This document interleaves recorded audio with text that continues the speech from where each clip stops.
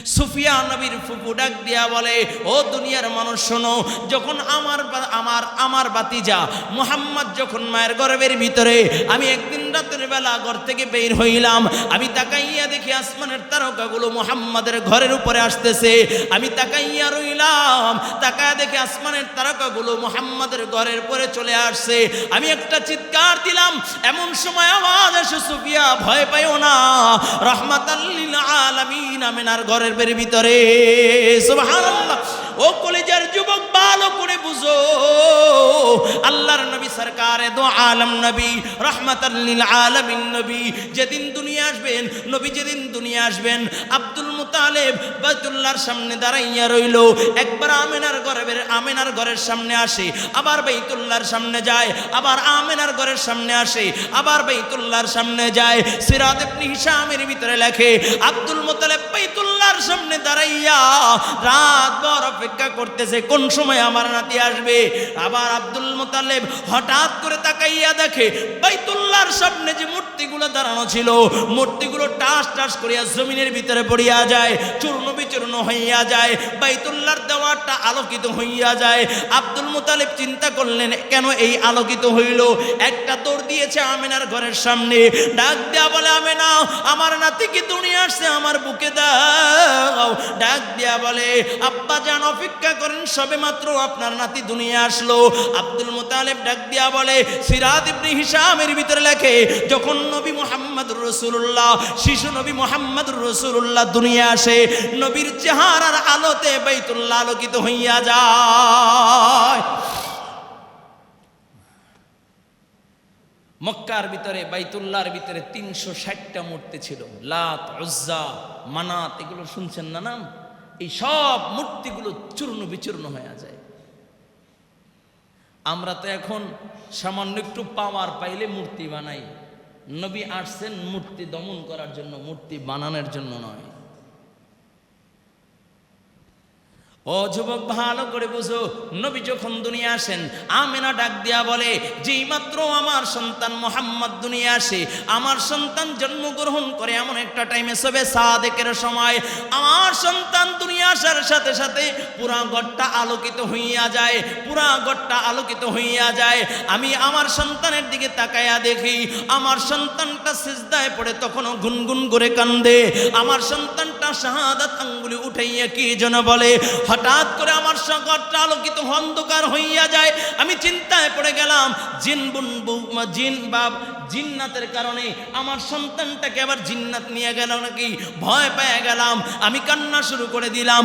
হঠাৎ করে আওয়াজ আসে, আমিনা, কান্না কইরো না, কান্না কইরো না, তোমার সন্তান যেই মাত্র দুনিয়া আসে, সমস্ত মাখলুকাতরা এক নজর দেখতে চায়, আসমানের ফেরেশতারা এক নজর দেখতে চায়। আমি আল্লাহ তোমার সন্তানকে, রাহমাতাল লিল আলামিনকে, মাশরিক থেকে মাগরিব, শিমাল থেকে জুনুব, আমি আল্লাহ পুরা জমিনের ভিতরে, আসমানের ভিতরে ঘুরাইয়া তোমার সন্তানকে আবার তোমার কোলের ভিতরে ফিরাইয়া দিব। সুবহানাল্লাহ। ও কলেজার যুবক, ভালো করে বুঝো, আল্লাহর নবী রাহমাতাল লিল আলামিন নবী যেদিন দুনিয়া আসবে, তার আগে মক্কার ভিতরে একাধারে 1 মাস পর্যন্ত কোনো পানি নাই। জমজম কূপ হারায় গেছেন, জমজম কূপের পানি নাই। সব মানুষগুলো পানির কারণে পেরেশান, পানি পায় না। সবাই বলে, আব্দুল মুতালিব, ভালো করে শোনো, তুমি মক্কার প্রেসিডেন্ট, মক্কার চেয়ারম্যান, পানির ব্যবস্থা করিয়া দাও। যেদিন নবী দুনিয়া আসবে, আব্দুল মুতালিব ডাক দিয়া কয়, আগামীকালকে, নবী যেদিন দুনিয়া আসবে তার আগের দিন বলে, আগামীকালকে তোমরা অমুক ময়দানে উপস্থিত হইবা, আমরা ওই দিন তোমার জন্য পানির ব্যবস্থা হয়ে যাবে। সবাই বলে, আব্দুল মুতালিব, ভালো করে বুঝো, যদি পানির ব্যবস্থা না করতে পারো তাহলে তোমার চেয়ারম্যানগিরি থাকবে না। ও কলেজার যুবক, ভালো করে বুঝো, রাহমাতাল লিল আলামিন নবী, দো জাহানের বাদশা নবী মুহাম্মদুর রাসূলুল্লাহ সাল্লাল্লাহু আলাইহি ওয়াসাল্লাম জন্মগ্রহণ করে সকাল 9টা-10টার দিকে আব্দুল মুতালিব শিশু নবীকে নিয়ে ময়দানের ভিতরে হাজির হইয়া যায়। সব মানুষ যখন ময়দানের ভিতরে হাজির, পানির জন্য যখন হাহাকার, এমন সময় আব্দুল মুতালিব আমার নবীকে আসমানের দিকে উঠাইয়া ডাক দিয়া বলে, আল্লাহ, ওগো মালিক, আমার এক সন্তান জবের বিনিময়ে তুমি বাইত জমজমকে উন্মুক্ত করে দিয়েছিলা, আব্দুল্লাহকে জবের বিনিময়ে জমজমকে উন্মুক্ত করে দিয়েছিল। লম্বা ঘটনা, পরে এক সময় বলবো, অনেক লম্বা একটা ঘটনা আছে। 2 নাম্বার, আমার এই সন্তান আব্দুল্লাহর ঔরস থেকে আল্লাহ এই যে আমার হাতের ভিতরে মুহাম্মদ নিশ্চয়ই তোমার কাছে দামি, নিশ্চয়ই তোমার কাছে দামি, যার বর্ণনা তাওরাতে পাওয়া যায়, যার বর্ণনা ইনজিলে পাওয়া যায়, যার বর্ণনা জাবুরে পাওয়া যায়, সাইফায়ে আদম সাইফায়ে নূহ পাওয়া যায়। আয় আল্লাহ, এই মুহাম্মদকে তোমার দরবারে তুইলা রাখলাম, এর উসিলায় তুমি পানির ব্যবস্থা করিয়া দাও। বলে চাইতে দেরি, আসমানটা মেঘাচ্ছন্ন হইতে দেরি হয় নাই, মুষলধারে বৃষ্টি হওয়া শুরু করলো। বলুন সুবহানাল্লাহ। শুধু তাই না রে বাবা, যখন আল্লাহর নবী সরকারে দো আলম নবী রাহমাতাল লিল আলামিন নবী মুহাম্মদুর রাসূলুল্লাহ সাল্লাল্লাহু আলাইহি ওয়াসাল্লাম যখন দুনিয়া আসেন, ভালো করে বুঝবেন, নবী যখন দুনিয়া আসেন, নবীর মা আমেনা বড় টেনশন, চিন্তা করতেছে। এমন সময় গায়েব থেকে আওয়াজ আসে, আমেনা কেন চিন্তা করো, কিসের জন্য চিন্তা করো? মানুষ ডাক দিয়া বলে, আমেনা কেন চিন্তা করো? কয় আব্দুল্লাহ নাই, এই জন্য চিন্তা করি। কয় আব্দুল্লাহ নাই মানি? কয় আব্দুল্লাহ থাকলে প্রথম সন্তান যখন হয় বাবা খুশি হইয়া যায়, বাবা কোলে কইরা ঘুরায়, বাবা আদর করে খেলনাকে নিয়ে দেয়। আসমান থেকে আওয়াজ এসে, আমেনা চিন্তা কইরো না, চিন্তা কইরো না, আব্দুল্লাহ নাই তাতে কি হয়েছে? এ তো আমার বন্ধু, আমার মুহাব্বতের। তুমি শুধু সূর্যটা অস্ত যাইতে দাও, তাকাইয়া দেখবা আমার বন্ধুর জন্য খেলার সাথে আসমানের চাঁদ আমি আল্লাহ বানায়া দিব। কয় সূর্য যখন ডুবিয়া যায়, 12 ঘন্টা বা 13 ঘন্টার শিশু সন্তান বলে জমিনের ভিতরে শোয়া দিয়েছে, খোলা আকাশের নিচে শোয়া দিয়েছে। মানুষ তাকাইয়া দেখে আসমানের চন্দ্র আল্লাহর নবীর মাথার কিনারায় চলে আসছে। এই মাসে মানবতার মুক্তির দূত, উম্মতের কান্ডারি, সরকারে দো আলম নবী রাহমাতাল লিল আলামিন নবী মুহাম্মদুর রাসূলুল্লাহ সাল্লাল্লাহু আলাইহি ওয়াসাল্লাম এই দুনিয়ায় আগমন করেছেন। আবার এই মাসেই 12ই রবিউল আউয়াল নবী এই দুনিয়ার থেকে বিদায় নিয়েছেন। এই মাসটাই নবীর আগমনের মাস, এই মাসেই নবীর বিদায়ের মাস। মধ্যবর্তী যে সময়টা নবীর আগমন এবং নবীর অফাত, নবীর জন্ম এবং নবীর অফাত, এই যে সময়টুকু আছে, এই সময়টুকুই বলা হয় সিরাতুন নবী সাল্লাল্লাহু আলাইহি ওয়াসাল্লাম। আর এই গোটা সময়টাই 63 বছরের সময়টা যদি কোনো উম্মত ফলো করতে পারে, এই 63 বছরের সময়টাকে যদি কোনো উম্মত যদি ফলো করে চলতে পারে, তাহলেই সে কামিয়াব। সুবহানাল্লাহ কইতেন না? বড় আফসোস, দুঃখের সাথে বলতে হয়, আমরা জন্মগ্রহণ করার পরে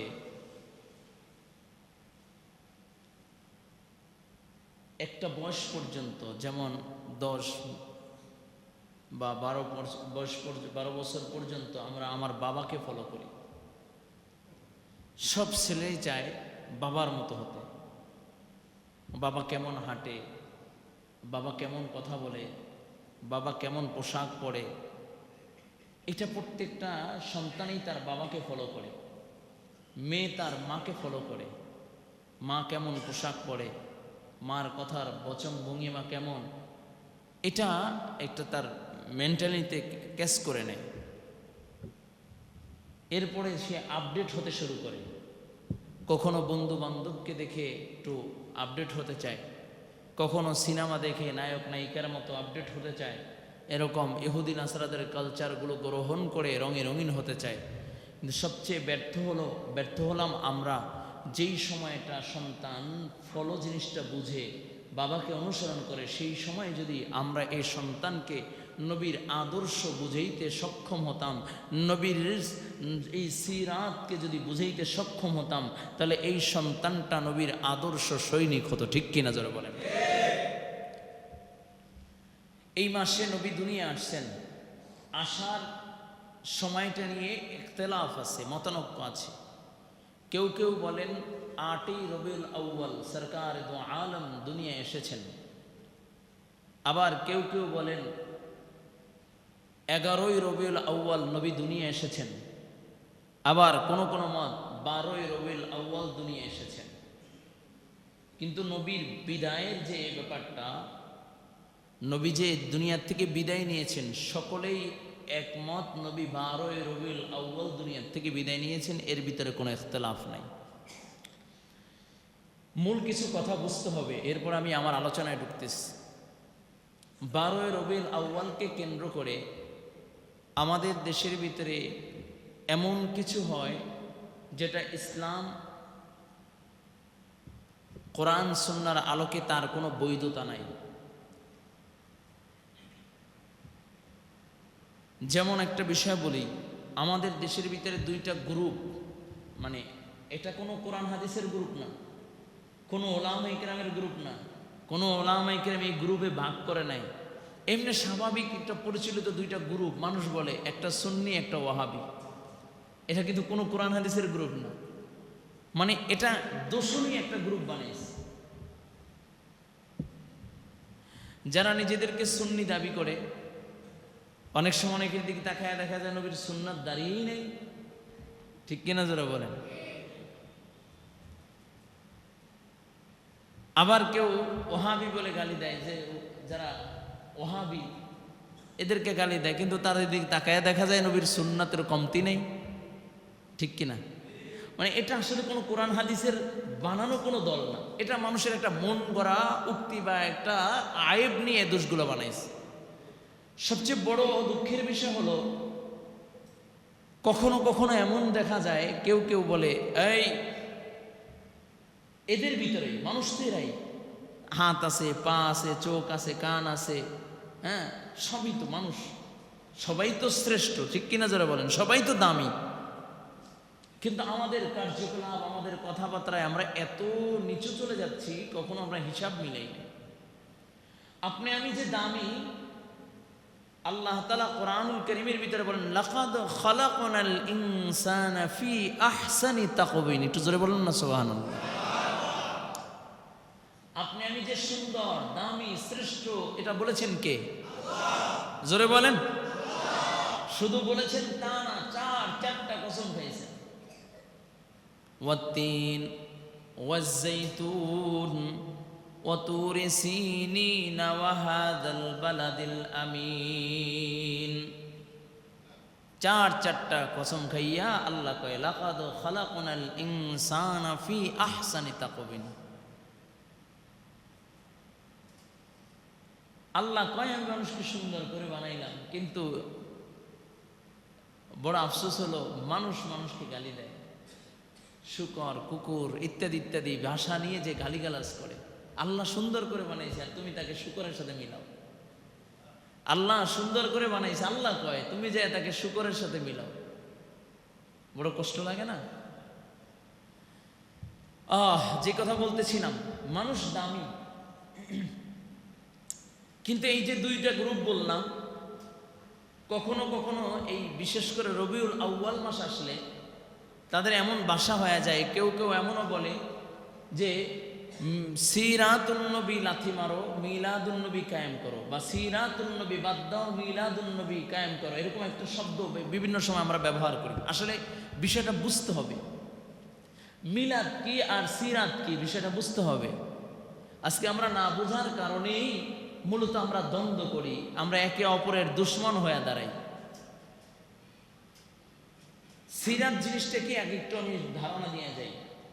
মিশকাত শরীফের একটা অধ্যায় আছে, বাব আছে, বাবু ওয়ালাদাতুন নবী সাল্লাল্লাহু আলাইহি ওয়াসাল্লাম, আর একটা অধ্যায় আছে বাবু ওয়াফাতুন নবী সাল্লাল্লাহু আলাইহি ওয়াসাল্লাম। এই 2টার সমন্বয় করলে মুহাদ্দিসিনে কেরাম বলেন, বাবু ওয়ালাদাতুন নবী, বাবু ওয়াফাতুন নবী, মানে একটা হলো রাসূল সাল্লাল্লাহু আলাইহি ওয়াসাল্লামের জন্ম সংক্রান্ত পরিচ্ছেদ, আর একটা হলো রাসূল সাল্লাল্লাহু আলাইহি ওয়াসাল্লামের ওয়াফাত সংক্রান্ত পরিচ্ছেদ। তার মানে রাসূল সাল্লাল্লাহু আলাইহি ওয়াসাল্লামের জন্ম থেকে নিয়ে মৃত্যু পর্যন্ত এই যে সময়টুকু, এই যে 63 বছরের হায়াত, এই 63 বছরের হায়াতকেই সিরাতুন নবী সাল্লাল্লাহু আলাইহি ওয়াসাল্লাম বলেন। বুঝতে পারলেন? মানে 63 বছরের জিন্দিটাকেই সিরাতুন নবী বলে। এখন আসেন মিলাদুন নবী তাহলে কি? আচ্ছা, একটা বিষয় হলো, যদি কোনো ব্যক্তির যদি প্রশংসা করা হয় বা তার ব্যাপারে যদি কোনো কিতাব লেখা হয়, বই লেখা হয়, সর্বপ্রথম বিষয়টা আসে কি, যে সে কত সালে জন্মগ্রহণ করেছে, নাম কি, বাড়ি কোথায়, কোথায় জন্মগ্রহণ করেছে, ইত্যাদি ইত্যাদি, ঠিক কি না? ঠিক মিলাদ শব্দের অর্থ হলো জন্ম বৃত্তান্ত। আমার রাসূল সাল্লাল্লাহু আলাইহি ওয়াসাল্লামের জন্মকালীন সময় যে ঘটনাগুলো ঘটেছে এটাকেই মুফাসসিরিনে কেরাম, মুহাদ্দিসিনে কেরাম মিলাদ শব্দ দিয়ে আখ্যা দিয়েছেন। মিলাদ যদি মাসদার দিয়ে ধরেন তাহলে এটা হলো বাচ্চা প্রসব করার যন্ত্র, আর মিলাদ যদি এটা হলো যদি ইসমে আল ধরেন তাহলে এটা হলো বাচ্চা প্রসবের সময়। তাহলে বিষয়টা হলো মিলাদ, এই সময়টা হলো বাচ্চা জন্মগ্রহণ করতে গিয়ে যে সমস্ত কার্যকলাপগুলো হয়, এই সময়টাকেই বা এই কার্যকলাপগুলোকেই মিলাদ বলা হয়। বুঝাইতে পারলাম? এখন আসেন, এখান থেকে উম্মতের কি ফায়দা বা কি অর্জন, একটা বিষয় বুঝবেন। রাসূল সাল্লাল্লাহু আলাইহি ওয়াসাল্লামের মিলাদ থেকে উম্মতের শিক্ষণীয় কিছু নাই, তবে আলোচনা করলে সওয়াব আছে। যেমন রাসূল সাল্লাল্লাহু আলাইহি ওয়াসাল্লামের দুনিয়া আসা আর আপনি আমি স্বাভাবিকভাবে আসাটা কিন্তু একটু ব্যতিক্রম। যেমন যখন আমার নবী সরকার দো আলম নবী যখন মা আমেনার গর্ভে আসে, তখনকার হালাত, আমেনা বলেন, আমার গর্ভে যখন আমার সন্তান মুহাম্মদ আমার গর্ভে আসে, তখন আমি জমিনে যখন পা দিতাম, বলে কঙ্করগুলো আমার পায়ের নিচে তুলার মতো নরম হয়ে যেত। এটা কি আপনার আমার বেলায় সম্ভব? হ্যাঁ, তাহলে এখানে পালনের কিছু আছে। শুধু তাই না, আমেনা বলেন, যেদিন মুহাম্মদ আমার গর্ভে আসে ওই দিন 25 জন নবী, 25 জন রসুল আমাকে স্বপ্নের যুগে আইসা সালাম দিয়েছে। ইব্রাহিম খলিলুল্লাহ স্বপ্নের যুগে আইসা বলে, এ আমেনা, তোমার গর্ভে মানবতার মুক্তিদূত রাহমাতাল লিল আলামিন তোমার গর্ভে, তোমাকে সালাম। ঈসা রুহুল্লাহ বলে, আমেনা, তোমার গর্ভের ভিতরে মানবতার মুক্তির দূত মুহাম্মদুর রাসূলুল্লাহ তোমার গর্ভে, তোমাকে সালাম। মুসা কালিমুল্লাহ বলে, এরে আমেনা, তোমার গর্ভের ভিতরে আখির জামানার পয়গম্বর মুহাম্মদুর রাসূলুল্লাহ তোমার গর্ভের ভিতরে, তোমাকে সালাম। চিল্লায় কোন আল্লাহু আকবার। এটা কি দুনিয়ার কোন মহিলার ব্যাপারে হবে? যখন আমার নবী যখন মা আমেনার গর্ভের ভিতরে আসে, তো আমেনা রাস্তা দিয়া চলে, তো সুঘ্রাণ ছড়ায়। তো নবী আসার আগেই তো, দুনিয়া আসার আগেই তো তার বাবা দুনিয়ার থেকে বিদায় নিয়েছে। নবী গর্বে তখন আব্দুল্লাহ দুনিয়ার থেকে বিদায় নিয়েছে। মক্কার নিজাম হলো, মক্কা না, যারা ইদ্যত প্রাপ্ত মহিলাদের সুগন্ধি ব্যবহার করা নিষেধ।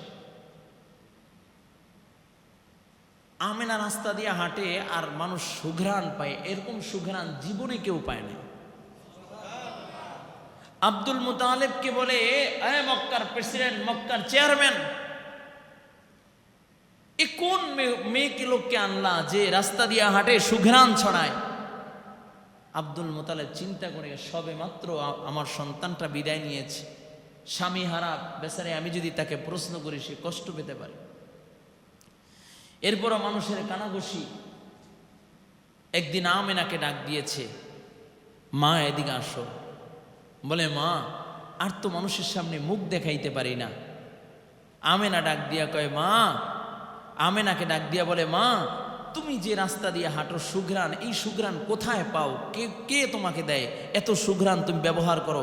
সুঘ্রাণ ব্যবহার করা তো নিষেধ, তুমি কেন সুঘ্রাণ ব্যবহার করো?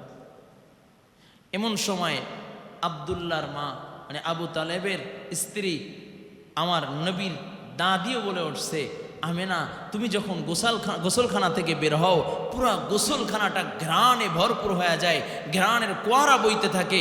আমি বারবার জিজ্ঞাসা করব, যদি তুমি কষ্ট পাও এই জন্য আমি জিজ্ঞাসা করি না কি এমন সুগন্ধি ব্যবহার করো, জিজ্ঞাসা করতে চাই সুগন্ধি তো তোমার জন্য এখন ব্যবহার করা নিষেধ, এখন তোমার জন্য সুগন্ধি ব্যবহার করা নিষেধ, তুমি কেন সুগন্ধি ব্যবহার করো?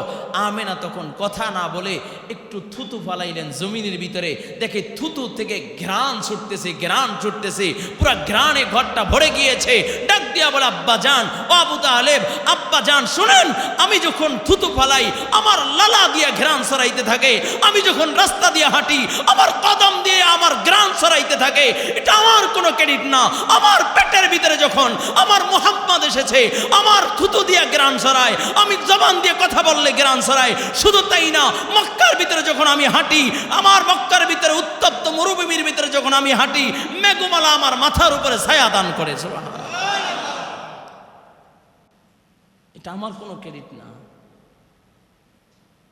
শুধু তাই না, আমি যখন মরুভূমির ভিতরে হাঁটি, মরুভূমির জমিনটা আমার জন্য শীতল হয়ে যায়, কঙ্করগুলো তুলার মতো নরম হয়ে যায়। আমেনা ডাক দিয়ে বলে, আব্বা জান, বলতে চাইছিলাম না, যেহেতু প্রশ্ন করেছেন, না বলেও উপায় নাই।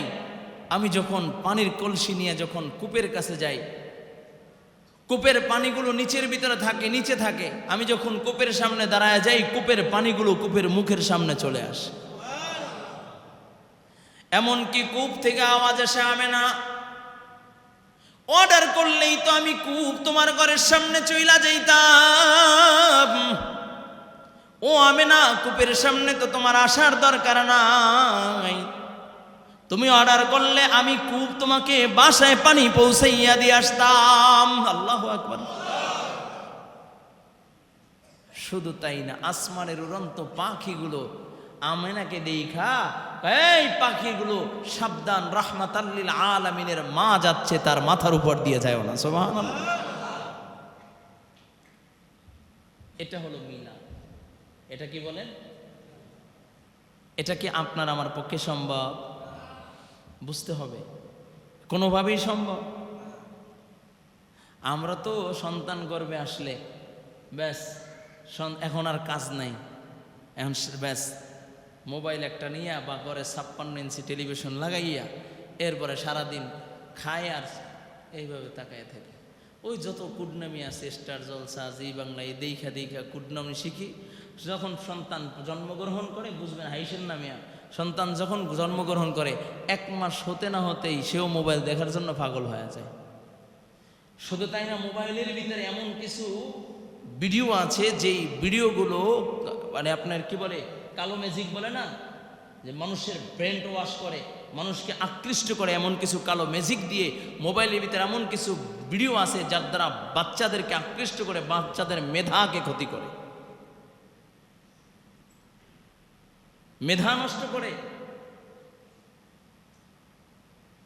আবার কেউ কেউ বলে, হুজুর আমরা ইসলামিক কার্টুন দেখি, বাচ্চাদেরকে ইসলামিক কার্টুন দেখাই। মোবাইলের সাথে যে সন্তান যত আকৃষ্ট হবে, সে তত দিন থেকে দূরে সরবে। বুঝাইতে পারলাম? আল্লাহ। এই মাসে নবী দুনিয়া এসেছেন, রবিউল আউয়াল মাস।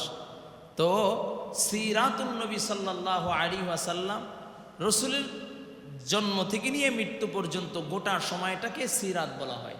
আর এর ভিতরে যেমন আমি ইমরান হোসেন মুজাহিদি, আমার এই হাত আছে, হাতের ভিতরে 5টা আঙ্গুল আছে, ঠিক নবীর সিরাতের ভিতরে মিলাদুন নবী, রবি মেয়ারাজুন নবী, দালাইলুন নবী, সূরাতুন নবী, এই সবগুলো সিরাতুন নবী সাল্লাল্লাহু আলাইহি ওয়াসাল্লামের ভিতরেই সীমাবদ্ধ। এখন যদি কেউ সিরাতুন নবী বাদ দেন, তাহলে সবগুলোই বাদ। বুঝছেন? তাহলে আমার নবী সাল্লাল্লাহু আলাইহি ওয়াসাল্লাম দুনিয়ায় এমন একটা সময় আসলেন, ভালো করে বুঝবেন, নবী যখন দুনিয়া আসে তখন যুগটা ছিল খুব আইয়ামে জাহিলিয়াতের যুগ, বর্বরতার যুগ, অন্ধকারের যুগ। কেমন যুগ? যেই সময় বাবা মেয়ে সন্তান হইলে জিন্দা দাফন করত, জীবিত দাফন করে দিত। যেই সময় সমাজে মেয়েদের কোনো দাম ছিল না। শুধু তাই না, মানুষ উলঙ্গ হইয়া কাবা শরীফ তওয়াফ করত।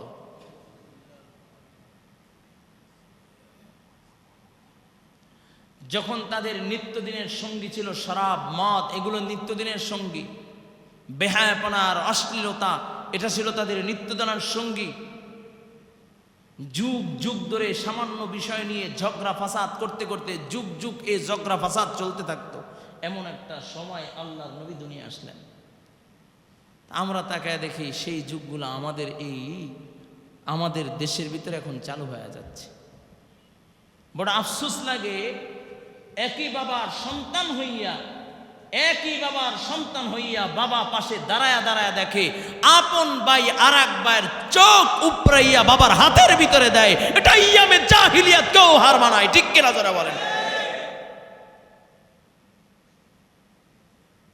কোন দেশে বসবাস করি? আপন ভাই একই বাবার সন্তান, চোখ উঠাইয়া এই চোখ আবার বাবার হাতের ভিতরে দেয়। বোন পাশে বইসা হাত ধইরা চাইপা রাখে। কি সামান্য সম্পদ, সামান্য সম্পদ। এই সম্পদের